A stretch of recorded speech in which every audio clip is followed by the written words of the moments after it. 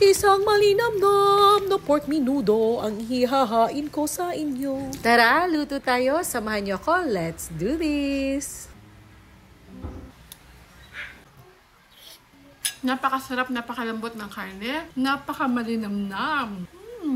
Pork menudo cuts, naugasan na to, timplahan ng paminta at lemon juice. Mag-add na din tayo ng toyo para ma-marinate natin to. Next, ihanda ang atay ng baboy. Nakabili ako dito ng 1/4 kilo lang at hiniwa natin to ng maliit.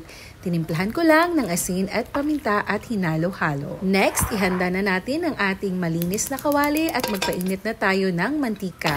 Ipipito na natin ang ating carrots at patatas. Gisa-gisahin lang hanggang mag-crisp brown yung sides nito. Kagaya nito. Sa same pan at same na oil, dito na natin ipito ang ating hotdog. Next, isunod nating pituin tong atay.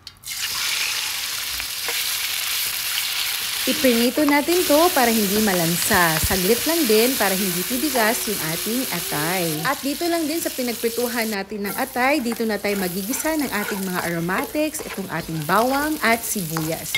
Gisa-gisahin lang. Pagkatapos isunod na natin yung minarinate natin na pork menudo cuts. At pag nag-dry na ito at nag-oil na, parang ganito, isunod na natin gisahin ang ating tomato paste. Mas okay pag ginisa natin yung ating tomato paste para yung aroma niya lumabas at mas lalo pang manuot yung timpla niya sa ating karne.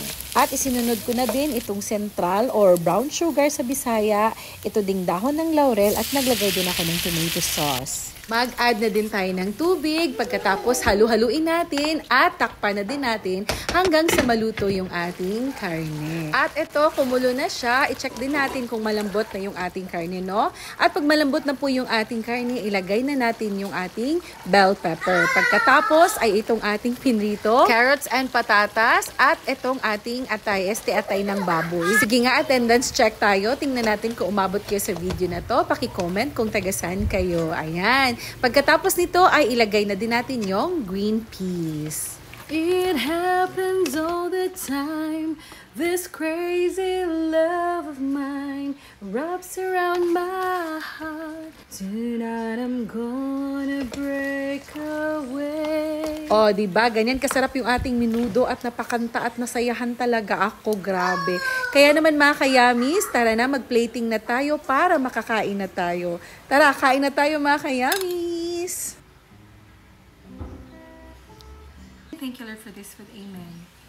Ito, wow! Perfect yung timpla.